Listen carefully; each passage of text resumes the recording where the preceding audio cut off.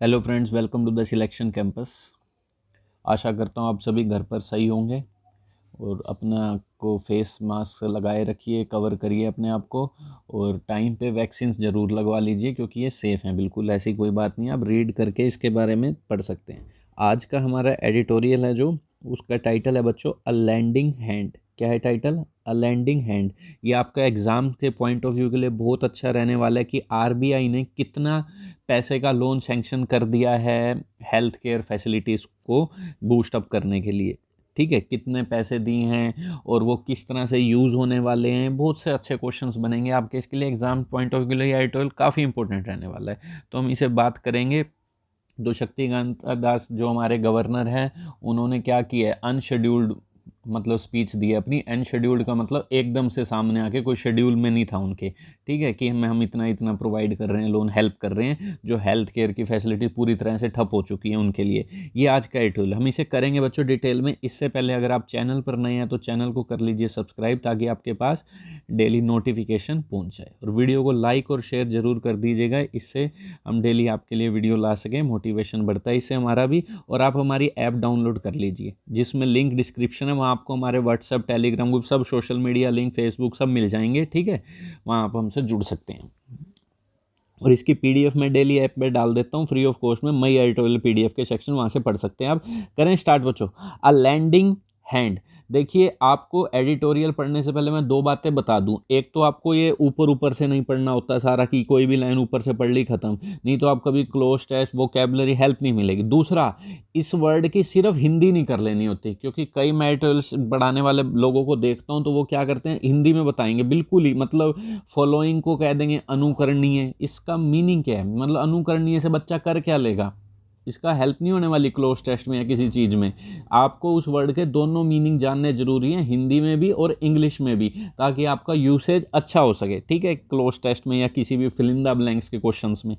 चलिए स्टार्ट करते हैं। ए लैंडिंग हैंड। ए लैंडिंग हैंड मतलब उधार देने वाला हाथ। लैंड का मतलब क्या होता है? उधार देना। अब आरबीआई बैंक है, उधार देगा, पैसे दे रहा है ना सबको। तो ये कह रहे हैं किस पर बेस हो गया ये? On RBI and the second wave. RBI जो रिजर्व बैंक ऑफ इंडिया है, आपको पता ही है, 1 अप्रैल 1935 को आपको पता ही है एस्टेब्लिश्ड हुआ था। ठीक है, तो ये कह रहे हैं RBI reserve Bank of India जो हमारा सेंट्रल बैंक है, और सेकंड वेव जो कोरोना की चल रही है, इस पर बेस ये एडिटोरियल हो गया। The RBI has signalled it. Signalled it का मतलब क्या होता है? इशारा करना। ठीक है, चाहे हैंड से कोई भी इंफॉर्मेशन दे देना है, कोई भी साफ साफ ऐसी साउंड करना जिससे लोगों को इंफॉर्मेशन मिल जाए। The RBI has signalled it, it is aware. क्या सिग्नल दिया है? It is aware of the burden. It किसके लिए? आरबीआई के लिए, कि वो पूरी तरह से अवेयर हैं। जो बर्डन आ गया है किन पर? हेल्थ केयर प्रोवाइडर्स पर, हॉस्पिटल्स पर। जो हॉस्पिटल्स जो हैं, जो हेल्थ केयर मतलब लोगों मरीजों को ऑक्सीजन नहीं है, सब नहीं है। ठीक है, इस पीरियड में पूरी तरह से अवेयर हैं। ये कह रहे हैं चिंता मत करो, हम पूरी तरह से अवेयर हैं। The reserve Bank of India's move. जो रिजर्व बैंक ऑफ इंडिया का ये जो मूव है, कदम है, ऑन वेनेसडे को जो लिया गया है। ठीक है, वेनेसडे को आए थे एकदम से सामने 10 बजे सुबह।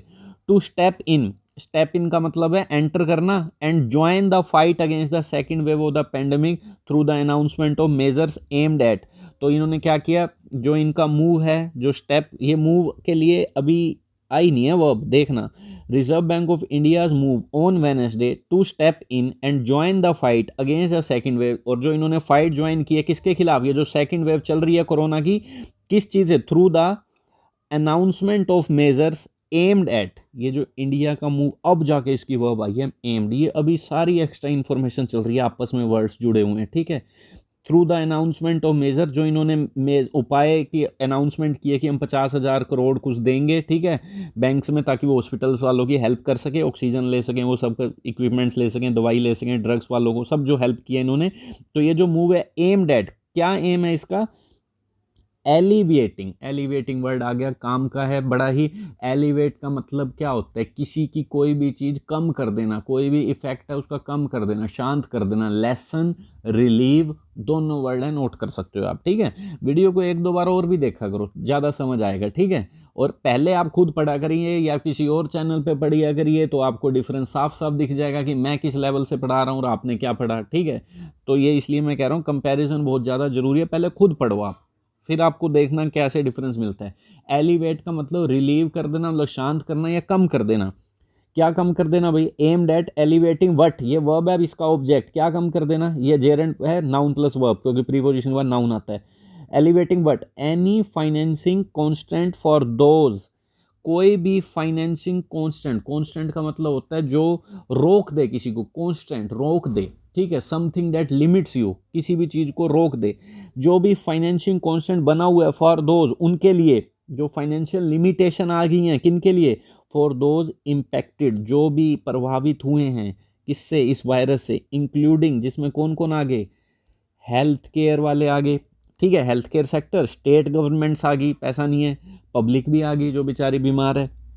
तो ये सारा जो aimed at for those impacted including the health care sector, ये जो भी कह रहे हैं is a welcome and timely intervention, ठीक है, ये जो भी announcement of measures aimed eight elevating any financial for those including, ये जो भी कह रहे हैं ना, ये जो मूव है ये वेलकम एंड टाइमली इंटरवेंशन है। अच्छा ठीक है, कोई दिक्कत नहीं है, हमने पहले से इसका वर्ब ढूंढ ली, aimed at, through the announcement of measures aimed at, announcement of measures, ये जो मेजर्स हैं, ये जो एम किस चीज़ पे, ये जो उपाय हैं एम्ड, ये एक मूव के लिए अब आई है वर्ब, ठीक है, अब वर्ब आई है, is a welcome and timely intervention, अब जाके वर्ब आई है, ठीक है, ये रहा, ये जो मूव है अब आई है वर्ब, ये सारी एक्स्ट्रा इन्फॉर्मेशन चल रही है, हमने सोचा यहाँ इसकी वर्ब प्रोवाइड कर देंगे, अब किया प्रोवाइड, कोई दिक्कत नहीं है, पढ़ने से समझ आ जाती है सारी चीज़ें। Is a welcome and timely intervention, ये एक वेलकम है और एक टाइम से लिया गया इंटरवेंशन है, इंटरवेंशन बीच में आकर आपने जो भी किया है, ठीक है, इंटरफेरेंस किया है, टाइमली यहाँ पे एडजेक्टिव है, टाइम से लिया गया।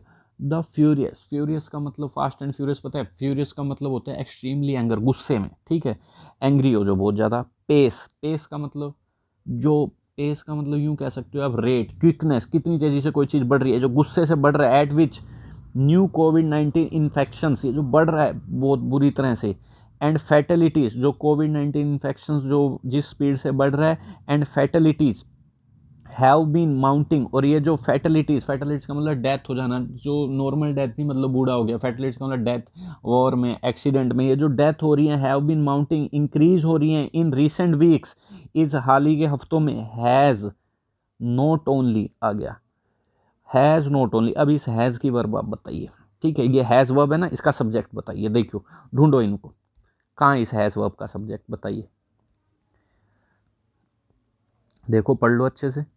द फ्यूरियस पेस, अब ये पेस के लिए extra information, at which new कोविड-19 infection and fatalities have been mounting in recent weeks, has आ गया ना पेस, ये रहा, जिस स्पीड से बढ़ रहे हैं, हैज़ नॉट ओनली, इस चीज़ ने not only overwhelmed the Nations health infrastructure, इसने ना केवल ओवरवेल्म कर दिया देश का हमारे health infrastructure. What is the meaning of overwhelmed, overwhelm का मतलब जैसे मैं बोलूँ, the number of patients overwhelm the hospitals in this area, overwhelm का मतलब इतना ज़्यादा होना कि आप डील ही नहीं कर पा रहे, ठीक है, to be too much to deal with, जिसे डील ही ना कर सकें, ठीक है, इतना प्रेशर आ गया, nation health infrastructure but has begun to significantly, पर ना केवल ये हॉस्पिटल वालों का उन्होंने क्या कहते हैं इतना मुश्किल कर दिया उनसे डील करना, बल्कि बट हैज़ बिगिन, इसने शुरुआत कर दी है, टू सिग्निफिकेंटली, सिग्निफिकेंटली का मतलब in a large amount, importantly, notably, जिसे आप नोट कर सको, सिग्निफिकेंट अमाउंट, जैसे उसने मेरे को एक अच्छी खासी रकम दी है, सिग्निफिकेंट रकम दी है, काम चल जाएगा, ठीक है, तो इन्होंने टू अच्छी खासी अमाउंट में जिसे नोट किया जा सके, इम्पेयर कर दिया है, इम्पेयर व्हाट, क्या इम्पेयर कर दिया, ठीक है, सिग्निफिकेंटली वर्ब के लिए एडवर्ब आते हैं, ये वो एडवर्ब है, ठीक है, इम्पेयर यहाँ पे टू के बाद ये V1 है, begun to impair what, economic activity, impair का मतलब पूरी तरह से क्या कर देना, डैमेज कर देना, ठीक है, just as the economy appear to have, just as, जैस in the same way, just as का मतलब in the same way, the economy appear to have turn the corner from last years, क्या कह रहे हैं, जैसे ही ये कह रहे हैं, जैसे ही इकोनमी ने अपीयर किया था, just as the economy appear to have turn the corner from last year's debilitating contraction, अच्छा देखो पढ़ो इसको अच्छे से, but has begun to significantly impair economic activity just as the economy appear to have, ठीक है, इसने अच्छे तरीके से क्या कहते हैं, अच्छे सिग्निफिकेंटली का मतलब अच्छे, मतलब खासी अमाउंट में इकोनॉमिक एक्टिविटी को डैमेज करना शुरू कर दिया, जस्ट एज, जैसे ही इकोनॉमिक अपीयर्ड, इकोनॉमी जो हमारी दिखने लगी थी, to have turn the corner, to have turn the corner का मतलब अपीयर के बाद टू हैव V3 का मतलब ये काम हो गया। जैसे ही हमें दिखा था इकोनॉमी का क्या होना, टर्न द कॉर्नर होना। टर्न द कॉर्नर होने का मतलब, टर्न द कॉर्नर का मतलब क्या होता है, इम्प्रूव होना। टर्न द कॉर्नर मतलब स्टार्ट इम्प्रूविंग, ठीक है। From last year's debilitating contraction, contraction का मतलब आपको पता है ना, श्रिंक होना, डिक्रीज होना।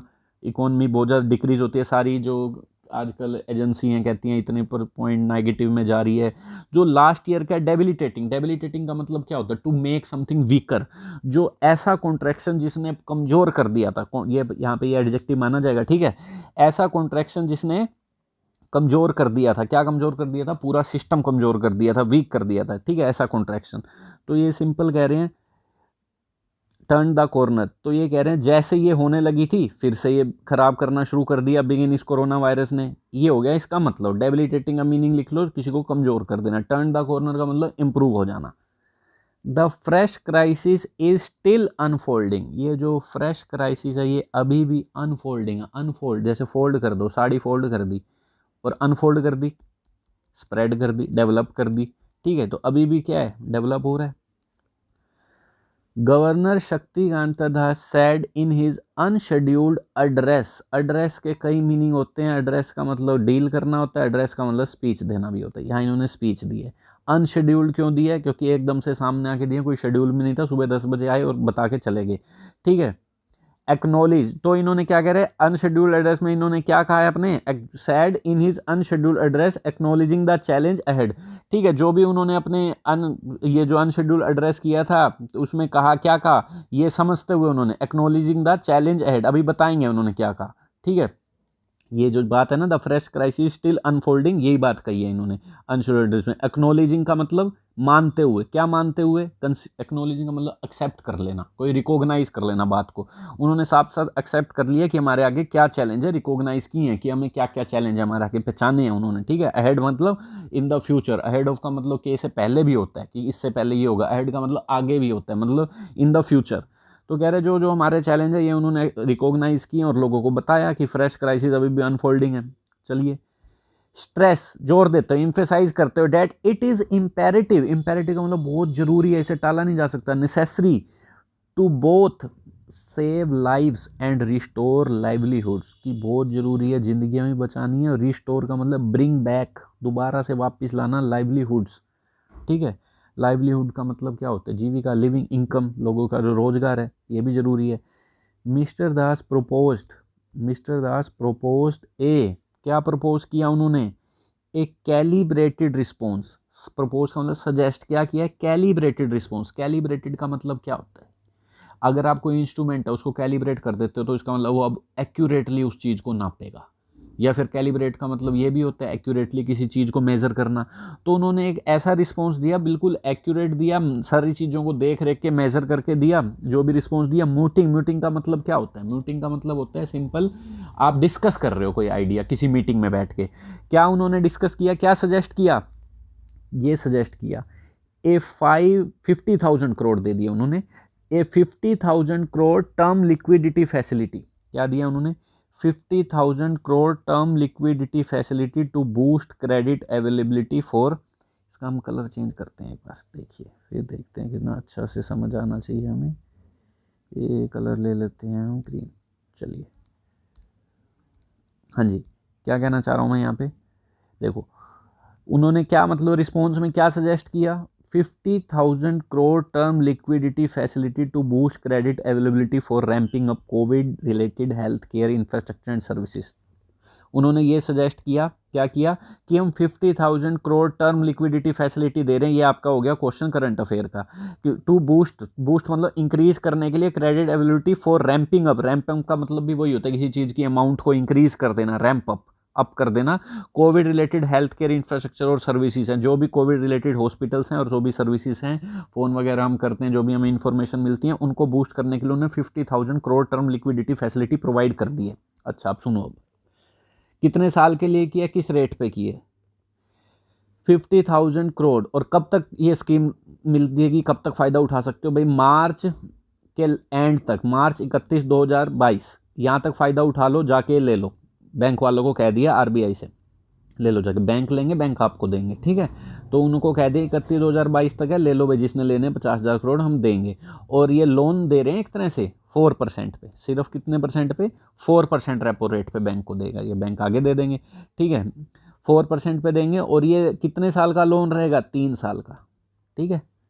ये 31 मार्च 2022 तक क्या, इस स्कीम का फ़ायदा यहाँ तक उठा लो, फटाफट आके कागज़ वगैरह लेके अपने बैंक ले जाओ पैसा, और 4% पे हम देंगे, 3 साल का ये लोन रहेगा, ठीक है। ये इन्होंने कह दिया 50,000 करोड़। चलिए, तो अगर आपका क्वेश्चन बनता है कि कितने पैसे दिए हैं, 50,000 करोड़ दिए हैं हेल्थ केयर वालों को, ठीक है। कितने साल के लिए, 3 साल का लोन दिया है, ठीक है। कितने परसेंट पे, 4%। हो गया ये, चला आगे। चलिए, लैंडर्स हैव बीन अर्ज, पैसिव है ये, लैंडर्स अर्ज नहीं कर रहे, लैंडर से अर्ज किया गया, लैंडर से रिक्वेस्ट की गया, अर्ज का मतलब सीरियस रिक्वेस्ट की भाई ऐसा करो। लैंडर्स हैव बीन अर्ज, क्या अर्ज किया गया, to, lenders have been urge to expedite lending, lenders have been urge to expedite lending, मतलब बैंक वालों को क्या किया गया, जल्दी करें, एक्सपीडाइट का मतलब स्पीड अप, एक्सेलरेट करें अपनी चीज़ों को, जल्दी से स्पीड बढ़ाएं अपनी लैंडिंग की, under this priority sector classified scheme. किस स्कीम के तहत, ये जो प्रायोरिटी सेक्टर क्लासिफाइड स्कीम है, इस स्कीम के तहत जल्दी करें जो भी करना है, ठीक है। प्रायोरिटी सेक्टर मतलब हेल्थ केयर वालों को देना है ये सिर्फ, ये नहीं किसी को भी दे दो। ये priority sector classified scheme to entities, entities क्या होती हैं, कोई भी बिजनेस ऑर्गेनाइजेशन जो अपना इंडिपेंडेंट अपना काम कर रही है, ठीक है, फाइनेंशियली इंडिपेंडेंट है, बिल्कुल ही अपना काम कर रही हैं, बिजनेस को कह देते हैं, ऑर्गेनाइजेशन को कह देते हैं। तो कह रहे हैं लैंडर से अर्ज किया गया कि तेजी लाएं उधार देने में, जो भी ये under priority sector classified scheme two entities, कौन कौन सी एंटिटीज आएंगी इसमें, वैक्सीन बनाने वाले, हॉस्पिटल्स आ गए, पैथोलॉजी लैब्स, पैथोलॉजी लैब्स वो होती हैं जहाँ पे आप किसी डिजीज़ की साइंटिफिक स्टडी करते हो कि ये म्यूटेंट कहाँ का है, suppliers of oxygen and ventilators, जो भी ऑक्सीजन के supply, ventilator, importers of Covid related drugs, import करवाते हैं जो ड्रग्स को, ठीक है, दूसरे देशों से, कोविड रिलेटेड जो आ रहे हैं रेमडेसिविर इंजेक्शन जो भी हैं, and logistics firms, logistics firms कौन सी, जो भी तैयार करके एग्जीक्यूशन करते हैं, जो लॉजिस्टिक का मतलब होता है कोई प्लान करना और माल को एंड पॉइंट तक कस्टमर तक पहुंचा देना, वो सारी ऑर्गेनाइजेशन का काम होता है, वो लॉजिस्टिक फर्म्स होती हैं, इधर से उधर ले जाने वाली। एंड समझ गए बात, इनके लिए कह दिया जल्दी करें। एंड ऑल दो मिस्टर,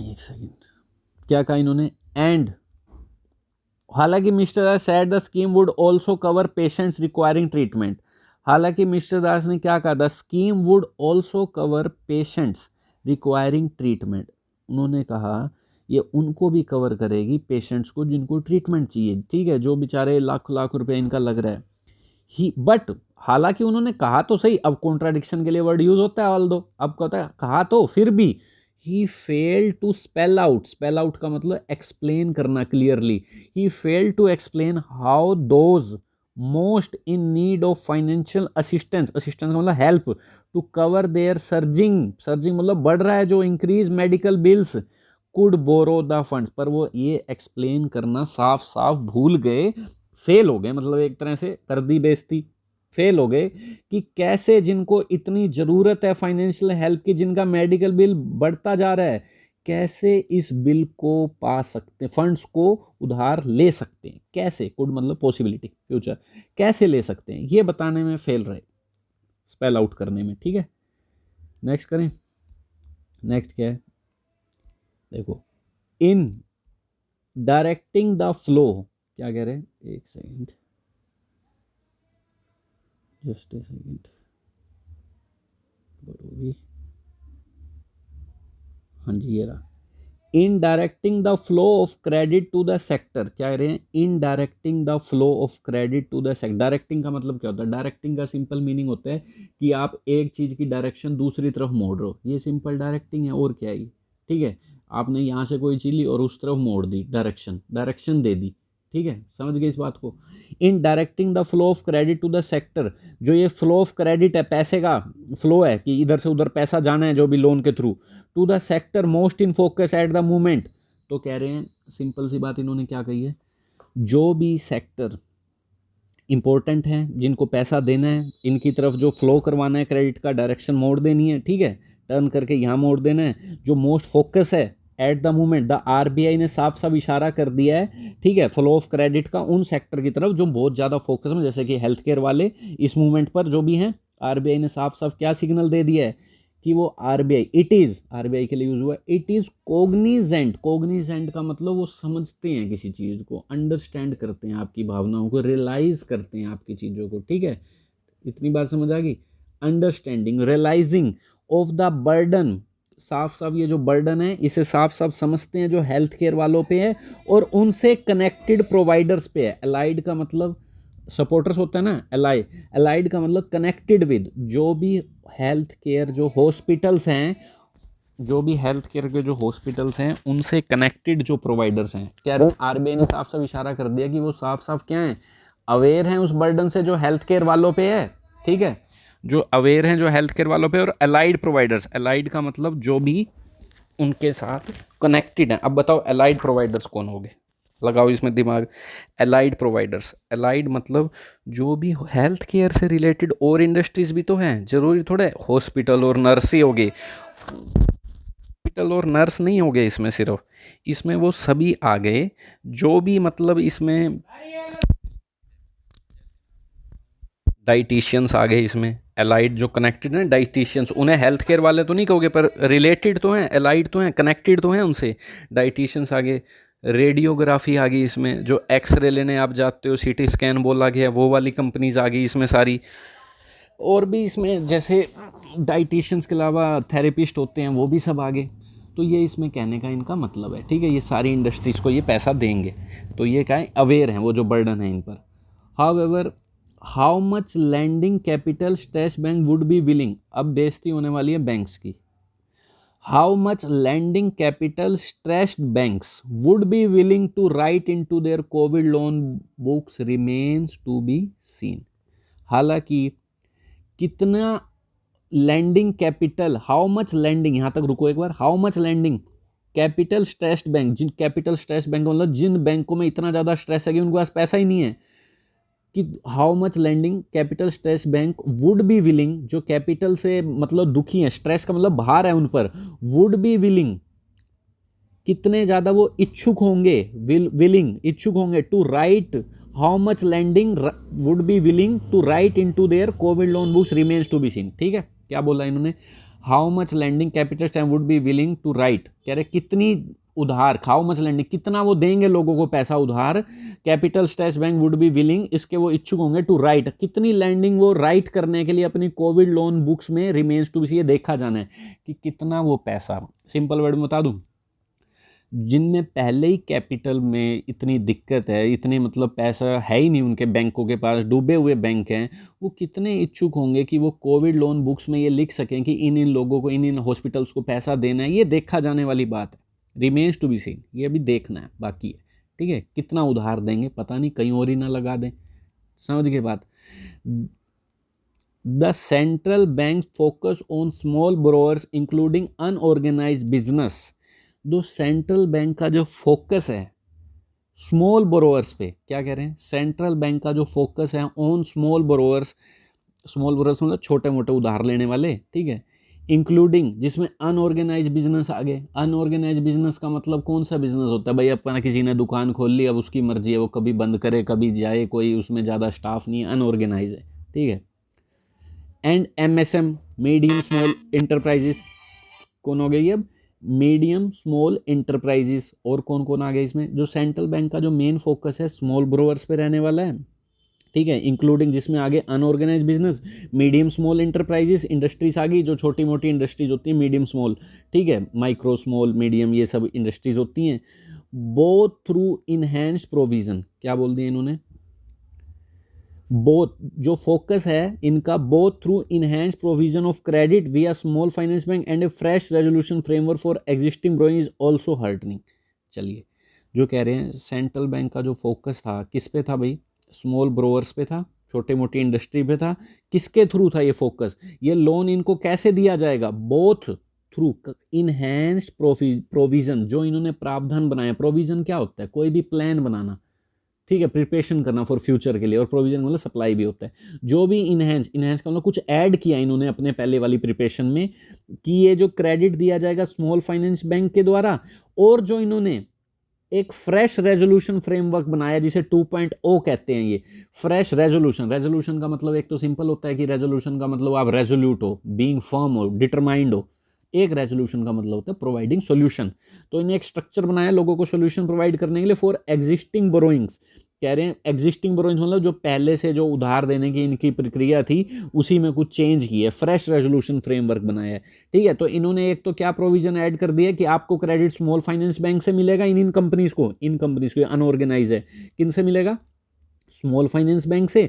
और जो हमारा फ्रेश रेजोल्यूशन फ्रेमवर्क है एग्जिस्टिंग बोरोइंग जो हम पहले से उधार देते आ ही रहे हैं जो कई सालों से, उसमें भी हमने कुछ चेंज किया है, उस फ्रेमवर्क में भी कुछ चेंज किया है, जिस भी परसेंटेज में हम देते थे, कितने साल तक देते थे, उसमें भी कुछ चेंज किया है। रेजोल्यूशन फ्रेमवर्क 2.0 और एक कुछ प्रोविजन जो ऐड किए हैं इन्होंने, प्रावधान कुछ ऐड किए हैं, प्रिपरेशन क्या, क्रेडिट मिलेगा आपको स्मॉल फाइनेंस बैंक्स के थ्रू। तो ये भी एक हार्टनिंग है, इनकरेजिंग, हार्टनिंग का मतलब अच्छा है, होपफुल है। ठीक है, अच्छा है, ठीक है। As these economic participants were already among the raw state, क्यों, बिकॉज, एज का मतलब बिकॉज, दीज इकोनॉमिक पार्टिसिपेंट्स, कौन है ये इकोनॉमिक पार्टिसिपेंट्स, यही छोटे मोटे business.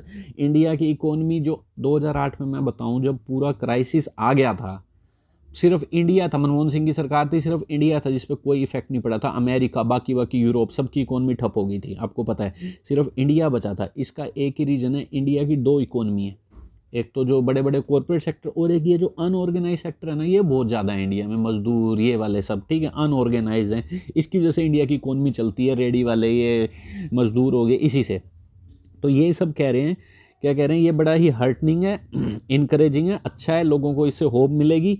Because these economic participants, ये जो इकोनॉमिक पार्टिसिपेंट्स है अनऑर्गेनाइज बिजनेस और एमएसएम इंटरप्राइजेज, ये जो हैं वो already among the worst hit, ये उनमें से हैं जो सबसे ज़्यादा हिट हुए थे बेचारे ड्यूरिंग लास्ट ईयर कॉन्ट्रैक्शन। जो इकोनॉमी का लास्ट ईयर कॉन्ट्रैक्शन हो गया था, मतलब कम हो गई थी, श्रिंक हो गई थी, डिक्रीज हो गई थी इससे, क्योंकि लॉकडाउन लगा था ना। However, the norms laid down का मतलब क्या होता है, laid down का मतलब होता है to state something as an official rule, कोई चीज़ ऑफिशियल रूल के बना दिए हमने, ये कह देना कि ये तो ऑफिशियल रूल है, अब इसके अकॉर्डिंग आपको क्या करना है, काम करने हैं, ठीक है, ये क्या होता है, लेट डाउन का मीनिंग होता है। ठीक है, करें आगे स्टार्ट। तो ये कह रहे हैं जो भी इन्होंने नॉर्म्स नियम्स बनाए हैं रखे हैं, ठीक है, ये जो स्टेट किए हैं ऑफिशियल रूल के तरह फॉर रेजोल्यूशन, ये जो रेजोल्यूशन ये लाए हैं सॉल्विंग, ये फ्रेमवर्क 2.0 का नाम देने दिया है जो इन्होंने कि हम ऐसे ऐसे पैसे हम चेंज कर रहे हैं अपनी पुरानी पॉलिसीज, इंक्लूडिंग द प्रोविजो, इसमें एक क्लोज दिया है इन्होंने, इंक्लूडिंग द प्रोविजो, प्रोविजो का मतलब एक कंडीशन है इसमें, प्रोविजो एक कंडीशन, एक क्लोज है, पढ़ लेना, जैसे स्टार लगा के नहीं होता, एक कंडीशन जरूर पढ़ लेना।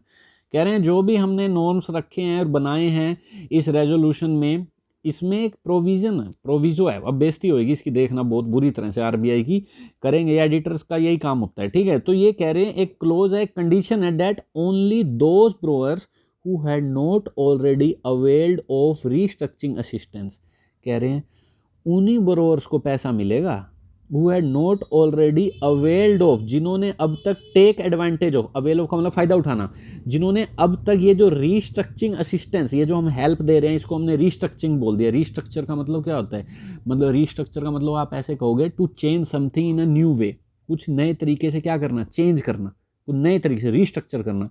कह रहे हैं जो हमारी हेल्प है ना नए तरीके से हम कर रहे हैं, मोरेटोरियम भी दिया था इन्होंने पिछली बार की, 3 महीने तक आप लोन मत भरो, इस तरह की बातें करी थी, रीस्ट्रक्चर, ये जो भी हम असिस्टेंस दे रहे हैं ये उन्हीं के लिए हैं जिन्होंने अब तक फ़ायदा नहीं उठाया, और उनके लिए हैं whose loans were standard as on March 31, 2021, और जिनके लोन्स स्टैंडर्ड हैं, स्टैंडर्ड, नॉन स्टैंडर्ड, एनपीए क्या होता है, एनपीए मतलब नॉन परफॉर्मिंग एसेट, पैसा लेके भाग गए भाई। स्टैंडर्ड का मतलब होता है भाई किस्तें आ रही हैं, रेगुलरली किस्तें आ रही हैं इस आदमी की, ठीक है, लोन चुका रहा है बेचारा, ठीक है। नॉन स्टैंडर्ड होता है मतलब एनपी 1 साल से एनपीए है बस अभी तक, या उससे कम, तो ये स्टैंडर्ड है, मतलब कह दिया इन्होंने। अब देखना कैसे इनकी पूरी तरीके से बेइज्जती करते हैं ये आरबीआई वालों की, ये आ तो गए सुनाने, कह क्या दिया इन्होंने, सुन लो। कह रहे हैं उन्हीं के लिए, एक तो जिन्होंने फ़ायदा नहीं उठाया अभी तक, ठीक है, हु हैज़ नॉट ऑलरेडी, जिनको अभी तक कोई फ़ायदा नहीं मिला है, ठीक है, जिन्होंने अब तक फ़ायदा ले लिया वो तो जाओ दूर रहो, ठीक है, और एक तो क्योंकि पिछली बार ले चुके फ़ायदा, और दूसरा कह रहे हैं उनके लिए जिनके लोन स्टैंडर्ड हैं 31 मार्च तक। स्टैंडर्ड का मतलब होता है किस्तें चुका पा रहे हैं जो आसानी से, अरे जो किस्तें ही चुका पा रहा है तो उसको कहाँ कमी होएगी पैसों की, जिसने बेचारे ने किस्तें आसानी से चुका दी वो तो पहले ही अमीर है। वुड बी एलिजिबल, वही एलिजिबल होगा, ठीक है। तो ये कह रहे हैं resolution including the debt only those borrowers, अब ये बोरोवर्स के लिए अब आया वुड बी एलिजिबल, वही बोरोवर्स एलिजिबल होंगे फॉर फ्रेश रेजोल्यूशन, जो भी फ्रेश रेजोल्यूशन इन्होंने फ्रेश ये जो स्कीम रखी है, लेज का मतलब पुट रखना, रखी है क्या, fresh resolution lays an onerous burden on those that the RBI itself admits are the most vulnerable, ठीक है। कह रहे हैं would be eligible for fresh lays and onerous, तो इन सारी बातों ने borrowers would be eligible for fresh, इन सारी बातों ने क्या कर दिया है, क्या रख दिया है, एक ऑनरस बर्डन रख दिया है। लेज के लिए जो मैं आपको बता रहा हूँ, ये जो वर्ब होएगी ना, ये प्रोविजो है, ये रहा सब्जेक्ट प्रोविजो, ये जो कंडीशन है, इस कंडीशन ने, इस क्लोज ने रख दिया है लेज, बाकी सब तो एक्स्ट्रा इन्फॉर्मेशन थी, ठीक है, प्रोविजो के लिए। तो कह रहे हैं इस बात ने एक ओनरस बर्डन डाल दिया है उन पर। ओनरस का मतलब क्या होता है, ओनरस बड़ा अच्छा वर्ड है। ओनरस का बर्डन का मतलब यूँ होता है जो आपको मतलब विच कोज डिफ़िकल्टी, जो बहुत ज़्यादा क्या पैदा कर दे, डिफ़िकल्टी पैदा कर दे, उसे कहते हैं ओनरस बर्डन, ठीक है।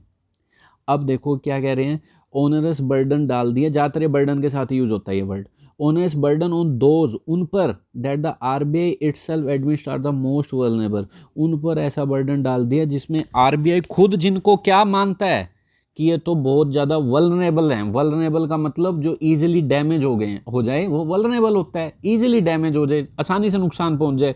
कह रहे हैं आरबीआई अभी तो मान रहा था ये बेचारे ये जो सेक्टर हैं ये बड़े नुकसान में चल रहे हैं, खुद माना था, और अभी उन पर उसने ऐसा बर्डन डाल दिया है कि भाई उनको तो लोन ही नहीं मिलेगा जो किस्तें नहीं चुका पाए हैं। अरे जो किस्तें नहीं चुका पाया वही तो बेचारा दुखी है। तो ये ठीक है, इन्होंने कह दिया ये बर्डन उसी पर डाल दिया है, तो ये अजीब सी बात कर दी इन्होंने। Mister Das was also unreasonably sanguine, ये जो शक्तिकांत दास हैं ये अनरीजनेबली बेतुके तरह से बड़े ज़्यादा ही होपफुल हैं फ्यूचर के प्रति। सैंग्विन का मतलब जो बहुत ज़्यादा क्या होपफुल हो अबाउट द फ्यूचर, सब ठीक है, चीयरफुल हो, फ्यूचर में सही होगा, ज़्यादा ही आशावादी है, unreasonably. About the economic impact of the second wave, ये जो इकोनॉमिक इम्पैक्ट है ना सेकंड वेव का, कह रहे हैं खास नहीं आया, ये यूँ कह रहे हैं। इवन एज का मतलब उसी टाइम पर, वाइल कह सकते हो, जैसे मैंने कहा मैं पढ़ रहा था उसी टाइम पे मेरा भाई सो रहा था, उसी टाइम पे उन्होंने ये मान लिया, पहले तो ये सैंग्विन है, उसी टाइम पे ही ग्रांटेड दैट, ग्रांटेड का मतलब मानना, अलाउ करना, उन्होंने ये माना, एक्सेप्ट किया that high frequency indicators are emitting mix signals, ठीक है। अब ये क्या चीज़ है, ये देखो अगर आप खुद पढ़ते कभी ना समझाता ये क्या है, what is this. High frequency indicators are emitting mix signals, high frequency indicators क्या होते हैं, जैसे एक डॉक्टर है, उसके पास कोई पेशेंट गया, वो क्या देखकर पेशेंट बताता है, ठीक है, क्या देख के डायग्नोस करता है कि भाई उसका हार्ट चेक करता है, इंटरनल ऑर्गन जो भी वाइटल्स ऑर्गन्स है, हार्ट, लंग्स, ये भी देखकर, ठीक है। ऐसे ही कोई इकोनॉमिस्ट है ना, वो हाई फ्रीक्वेंसी इंडिकेटर्स देखकर बताता है कि इकोनॉमी देश में कैसे चल रही है। हाई फ्रीक्वेंसी इंडिकेटर्स वो होते हैं बड़ी बड़ी कंपनीज, सीमेंट की कंपनी, स्टील की प्रोडक्शन, रेलवे में जो फ्रीट का सामान गुड्स जाता है, मेजर पोर्ट्स पे जो शिप का सामान उतरता है, क्योंकि ये बड़ी बड़ी कंपनी हैं, ठीक है, ऑयल इंडस्ट्री है, ये जो भी हैं, ठीक है, ये देखकर पता लगता है देश की इकोनॉमी डाउन है कि नहीं डाउन। कह रहे हैं उसी टाइम इन्होंने ये भी माना है जो हाई फ्रिक्वेंसी इंडिकेटर्स की कंपनी है ना, ये बड़ी बड़ी इंडस्ट्री हैं जो बहुत ज़्यादा जॉब पैदा करती हैं, इनमें से मिक्स सिग्नल्स आ रहे हैं, कोई कह रहा है ठीक हुआ है, कोई कह रहे हैं हम नहीं है ठीक, इनमें से मिक्स सिग्नल आ रहा है। या तो फिर अच्छा सिग्नल देते, इतने ही जब ये सैंग्विन है तो ये वाली कंपनीज भी क्या देती, अच्छा सिग्नल देती, पर ये तो बुरा सिग्नल दे रही है, मिक्स सिग्नल दे रही है, ठीक भी है और नहीं भी है, ठीक है। तो फिर इतना ज़्यादा सैंग्विन क्यों है, और उसी टाइम पे ये भी मान रहे हैं कि यहाँ से मिक्स सिग्नल आ रहा है, तो ये बात को इनको ने कॉन्ट्राडिक्ट कर दिया।